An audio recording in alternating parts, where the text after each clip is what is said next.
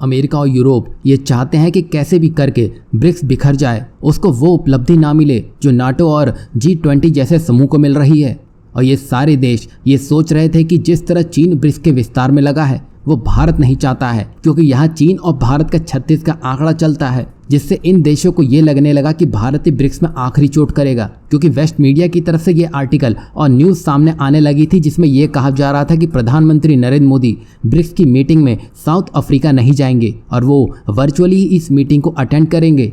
और इससे पहले ये खबर सामने आई थी कि पुतिन भी इस मीटिंग में वर्चुअली हिस्सा लेंगे, क्योंकि पुतिन के अफ्रीका में अरेस्ट होने का खतरा था, जिसकी वजह से अब पुतिन रूस में बैठकर ही वर्चुअली इस मीटिंग को अटेंड करने वाले हैं। और जब अमेरिका और वेस्टर्न मीडिया ने यह कहना शुरू कर दिया कि प्रधानमंत्री भी नहीं जाएंगे, तो फिर दुनिया को ये लगने लगा कि इस मीटिंग में फिर बचेगा ही क्या, क्योंकि यहाँ मेन लीडर्स ही नहीं आ रहे हैं। वहीं जब ये खबर चल रही थी तभी साउथ अफ्रीका के प्रेसिडेंट ने प्रधानमंत्री नरेंद्र मोदी को कॉल किया और मोदी को ब्रिक्स समिट में आने का आमंत्रण दिया, क्योंकि साउथ अफ्रीका ने इस मीटिंग में 74 देशों को इन्विटेशन दिया है। अगर भारत ही इस मीटिंग में नहीं जाता है तो साउथ अफ्रीका की इज्जत पे बनाती। तो इसी के जवाब में भारत ने साउथ अफ्रीका की अपील को ध्यान में रखते हुए और विरोधियों का मुंह बंद करते हुए ब्रिक्स समिट में जाने पर मोहर लगा दी है, क्योंकि अभी इस ब्रिक्स मीटिंग के लिए 20 से ज्यादा देशों ने अपनी रुचि दिखाई है।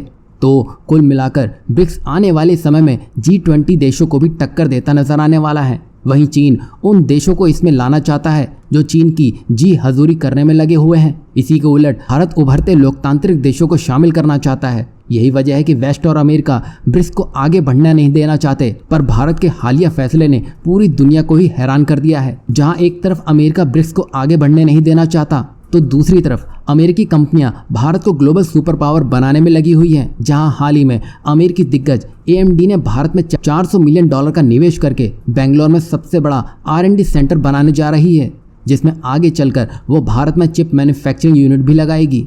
और इससे पहले अमेरिका की माइक्रोन टेक्नोलॉजी $3 बिलियन का निवेश करके भारत में सेमीकंडक्टर चिप प्लांट लगाने की तैयारी में है। और इन कंपनियों का पेपर वर्क खत्म ही हुआ था कि सेमीकंडक्टर इंडस्ट्री में चौथी सबसे बड़ी ग्लोबल फाउंड्री वो अब भारत में अपने लिए लोकल पार्टनर्स ढूंढने में लगी हुई है, जिसके लिए वो भारत में चिप फैब्रिकेशन यूनिट स्थापित करेगी। आपको बता दें कि ग्लोबल फाउंड्रीज का सेमीकंडक्टर की इंडस्ट्री में मार्केट शेयर 7 से 8% के आसपास का है। और अब वो भारत में लोकल प्लेयर्स के साथ टाई अप करके भारत में एक मेगा फैक्ट्री खोलने के विचार में है, क्योंकि हाल ही में जिस तरह भारत सरकार की तरफ से 50% वित्तीय सहायता टेक्नोलॉजीज कंपनी को दी जाएंगी जो भारत में आकर सेमीकंडक्टर के साथ आगे बढ़ना चाहती हैं। यही वजह है कि दुनिया के अब टॉप प्लेयर्स भी भारत में अपनी एंट्री के विचार से आगे बढ़ रहे हैं।